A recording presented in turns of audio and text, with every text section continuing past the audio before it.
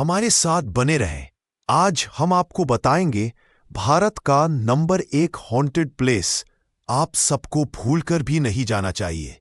इस जगह पर, यहां पर कोई जाना पसंद ही नहीं करता है। यहां पर कुछ 100 या 200 की आत्मा नहीं थी। यहां पर सिर्फ एक इंसान की आत्मा है, सिर्फ एक इंसान की आत्मा। लेकिन वही काफी है किसी की भी दिल की हार्ट बीट को रोक देने के लिए, किसी की भी जान ले लेने के लिए काफी है। इसीलिए ये जगह हमारे देश की सबसे मोस्ट हॉन्टेड प्लेस है। मैं जैसा कि हमेशा कहता हूं आप सबको कि ये सिर्फ एक स्टोरी नहीं है, ये एक हॉरर स्टोरी है। सो भाई, हमारे देश की सबसे ज्यादा मोस्ट हॉन्टेड प्लेस आती है तमिलनाडु स्टेट में, तमिलनाडु के चेन्नई शहर में एक बंगला नंबर F2 नाम का एक घर है। इसकी हॉरर स्टोरी कंप्लीट बताने वाला हूं। और भाई, आई होप आप समझ रहे हो कि ये हमारे देश की सबसे ज्यादा मोस्ट हॉन्टेड प्लेस है। मतलब इसका खौफ बहुत अलग है और शायद से अलग ही होना चाहिए। क्योंकि तमिलनाडु जब हमने विजिट करने का सोचा तो हमें एक रेड लाइट मिल गई थी कि यहां पर जाना खतरे से खाली नहीं है। ये जगह बहुत ही ज्यादा खौफनाक है। और जब हमने यहां पर जाकर देखा तो सच में हमारे फोन की लाइट तक बंद और चालू होने लगी थी। और ये सिर्फ हम ही नहीं कह रहे थे, आसपास के लोग भी कहते कि फोन की स्क्रीन तक बंद और चालू होने लग जाती है। क्योंकि यहां की जो नेगेटिव एनर्जी है वो सबसे ज्यादा अलग है, सबसे ज्यादा खौफनाक। और वो क्यों, आपको पता लगेगा। और अगर हम समझेंगे कि ये हॉन्टेड प्लेस क्यों है और पहली बार इस घर को किसने देखा उसके बारे में तो हमें नहीं पता। लेकिन रिसेंटली मेरे एक सब्सक्राइबर ने भी मुझे बताया था कि ये जगह की एक अभी रीसेंट पास की ही एक कहानी है जो मैं अभी आपको सुनाता हूं। ये कहानी शुरू होती है साल 2018 के मध्य में, जब एक लड़का जो कि चेन्नई में रहा करता था, उसका नाम था राजेश। और वो चेन्नई में ही एक फेमस डायरेक्टर था। और रीसेंट पास में ही उसका एक मूवी का सेट लगा हुआ था वाल्मीकि नगर में। और ये जो घर है ये वाल्मीकि नगर के ही पास है। और उसका जो घर था वो चेन्नई में वो वाल्मीकि नगर से कुछ 30 मिनट की दूरी पर ही था। ये एक ओपन रोड पर शूट हो रहा था। रात के कुछ 12 बजे से कुछ सुबह में 5 बजे तक शूट चलने वाला था। और राजेश को ना बहुत ज्यादा नींद आ रही थी। कुछ भी काम अच्छे से कर ही नहीं पा रहा था। निर्देशक भी उसके ऊपर चिल्ला रहा था कि ये सब क्या कर रहे हो और तुम अच्छे से काम क्यों नहीं कर रहे हो। फिर राजेश ने बोला, माफ करिए, मैं अच्छे से करता हूं। और उस समय रात के 12 साढ़े होने आए। फिर निर्देशक ने एक आखिरी बार उसके ऊपर चिल्ला दिया। राजेश का भी एकदम मूड खराब हो गया था। फिर निर्देशक ने बोला, चलो ठीक है, अभी जो अगला सेट लगेगा वो 3 बजे लगेगा, तो अभी 2 घंटे तक तुम लोग सो जाओ। मैंने सोचा कि मुझे आधा घंटा घर जाकर सोने में लगेगा और आधा घंटा वापस आने में लगेगा। उसे अच्छा है कि मैं आज रात यही सो जाता हूं। आसपास कुछ घर बने हुए थे और उन घरों की लाइट बंद थी। उसने सोचा था आगे चलकर देखता हूं, शायद कोई घर खुला हो तो मैं उसके आंगन में सो जाऊंगा। और जब 2 घंटे पूरे होंगे तब वापस आ जाऊंगा सेट पर। तभी उसको एक घर दिखा। लेकिन ये जो थोड़ा सा टूटा फूटा घर था, पर उस घर की लाइट चालू थी। फिर उसने सोचा कि आज रात को इस घर में ही सो जाता हूं। राजेश जब घर के अंदर जाने की कोशिश कर रहा था तब उसने देखा कि हॉल में एक सोफा रखा हुआ है और उसके ऊपर एक लड़की बैठी हुई है। फिर उसने पूछा कि मैं अंदर आ सकता हूं। फिर उस लड़की ने बोला, हाँ हाँ प्लीज आ जाओ यार, मैं तो हर रात को वेट करती रहती हूं कि अभी कौन नया इंसान यहां पर आएगा। फिर राजेश ने बोला, क्यों यहां पर ऐसा क्या है। फिर उस लड़की ने बोला कि अरे कुछ नहीं, लोगों को लगता है कि ये एक भूत बंगला है, यहां पर लोग भूत ढूंढने के लिए आते हैं। लेकिन सुबह में 5 से पहले यहां से भाग जाते हैं। फिर राजेश ने बोला, चलो ठीक है। फिर राजेश ने भी उस लड़की को पूछा कि क्या आप भी यहां पर भूत ढूंढने आई हो? तो उस लड़की ने कहा कि नहीं, मेरे पापा ने मुझे अपने घर से निकाल दिया है, तो मैं इस घर पर रुकती हूं कभी कभार। फिर राजेश ने बोला, चलो ठीक है, वैसे मुझे तो नींद आई है, मैं यहां पर सोने के लिए आया था, बट अभी तुम मिल गई हो तो थोड़ा सा सेफ फील हो रहा है। ये सब कुछ सुनने के बाद उस लड़की ने एक्चुअल में कुछ भी नहीं कहा और राजेश सो गया। रात के कुछ एग्जैक्ट 3 बजे उसकी आंखें खुली और वो वहां से भागता हुआ निकला, क्योंकि वह बहुत ज्यादा लेट हो गया था और वो जो सेट था वो घर से एक्चुअली 3-4 मिनट की दूरी पर था। इसीलिए राजेश वहां टाइम पर पहुंच गया और अपना सारा काम कर दिया। सेट वगैरह सब कुछ कंप्लीट हो गया। कुछ आधे घंटे में सब कुछ कंप्लीट हो गया था। कुछ 3 साढ़े के आसपास वो अपने दोस्तों के साथ बात कर रहा था। उसके दोस्तों ने उसको पूछा कि अरे भाई, तू गायब किधर हो गया था? 12 बजे के बाद हमने तो तेरे को देखा ही नहीं, तू कहाँ गया था?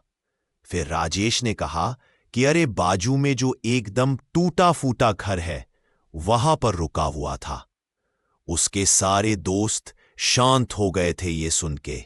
उसके दोस्तों ने कहा, भाई तुझे पता है?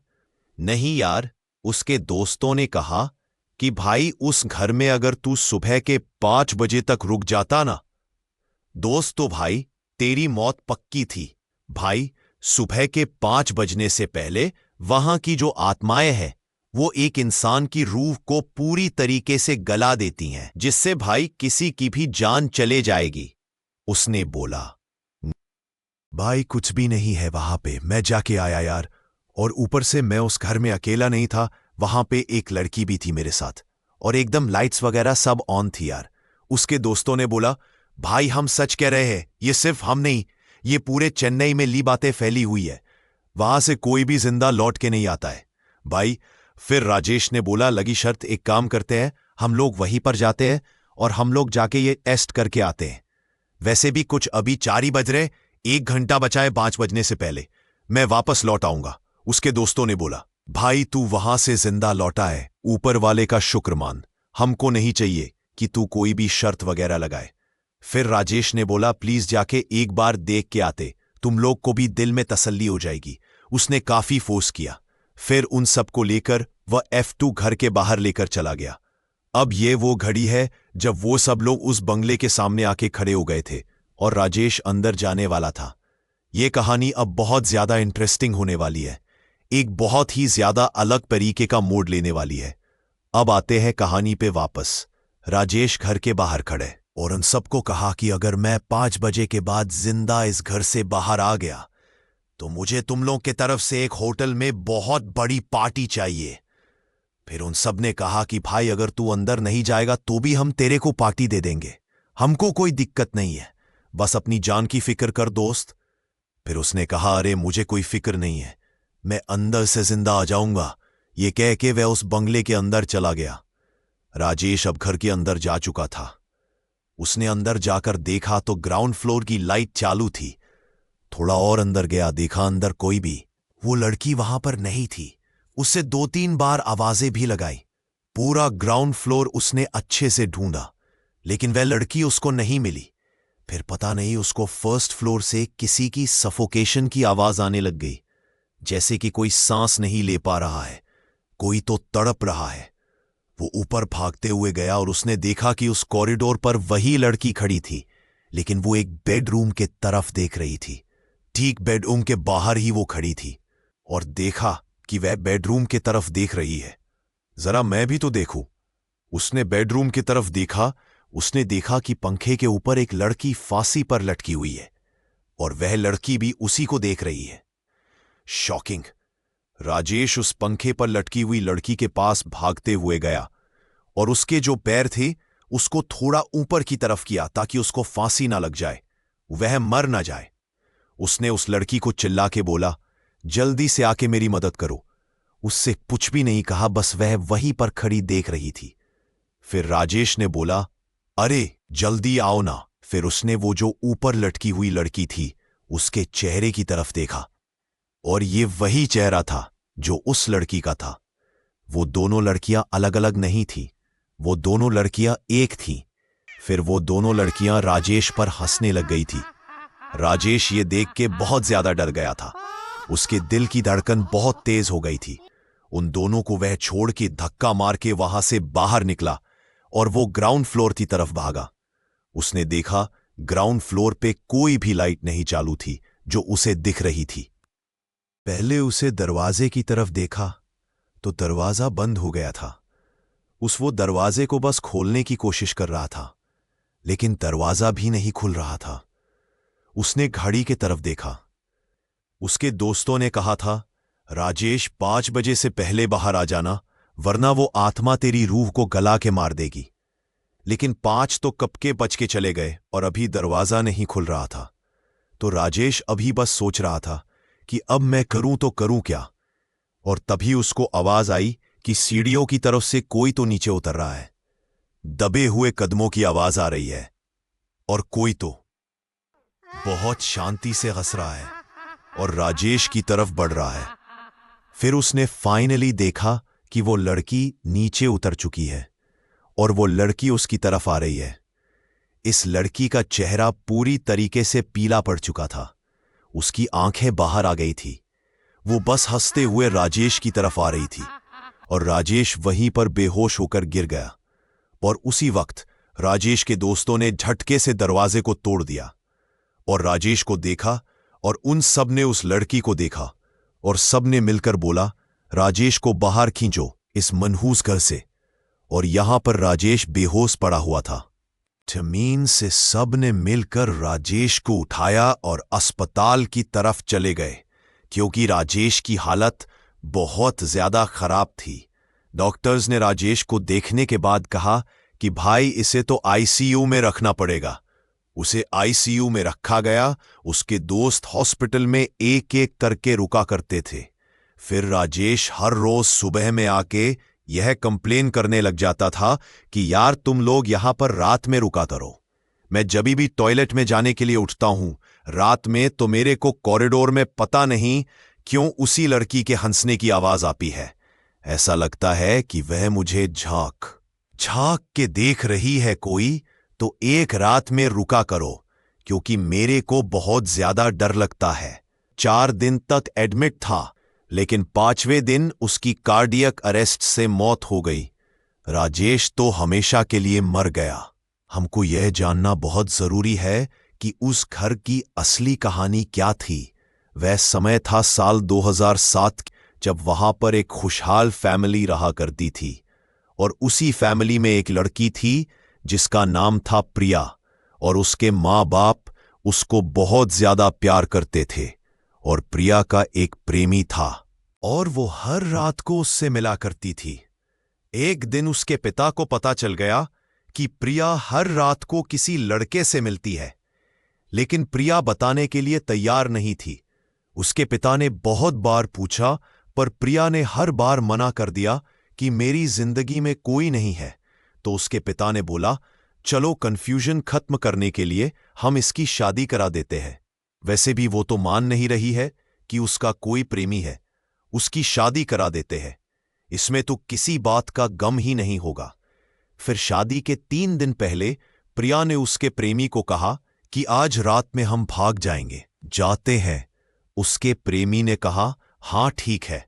प्रिया रात से इंतजार करती रही, उसके प्रेमी को फोन करते रही। उसका प्रेमी फोन ही नहीं उठा रहा था, सिर्फ काटे जा रहा था। वो रात के 8 बजे से लेकर सुबह के 5 बजे तक उसने इंतजार किया, और 5 बजे उसका इंतजार खत्म हुआ, क्योंकि उसने आत्महत्या कर ली। जहां पर हमने देखा था कि वह प्रिया लटकी हुई थी, उसी पंखे पर उसने लटक के आत्महत्या कर ली थी। और जिस दिन से प्रिया ने आत्महत्या करी थी, उस दिन से उसके माँ बाप भी उस घर में खुश नहीं थे, और उस लड़की की आत्मा दिखती थी। उस घर में हंसते हुए, चिल्लाते हुए, रोते हुए, और तब से यह भी कहा जाता है कि उसके घर के आसपास कोई जाता भी नहीं था। उसके माँ बाप भी बाहर शिफ्ट हो गए थे अमेरिका में, लेकिन फिर भी लोगों का यह कहना रहता है कि हर रात को वह देखते हैं कि ठीक 8 बजे एक लड़की उस घर के दरवाजे खोल देती है उसके आशिक के लिए, कि आज आएगा उसका आशिक, और हर सुबह 5 बजे वह दरवाजों को बंद कर देती है। बताया जाता है कि कभी कभार लोगों ने उस घर के खिड़कियों में भी देखा है कि वह लड़की वहां पर बैठ के सिर्फ रोती रहती है, इंतजार करती रहती है अपने प्रेमी का, और अगर कोई उसके घर में भूल कर भी चला जाए तो अगर 5 बजे से पहले नहीं निकले तो उसको वो मार देती है। या फिर अक्सर कि अभी भी आपके आसपास कोई ना कोई तो बैठा हो, आपको देख रहा हो, बस वह इंसान ना हो। और अगर आपकी ये कहानी अच्छी लगेगी तो चैनल को सब्सक्राइब जरूर करें। ऐसी रोमांचक कहानी सुनने के लिए धन्यवाद।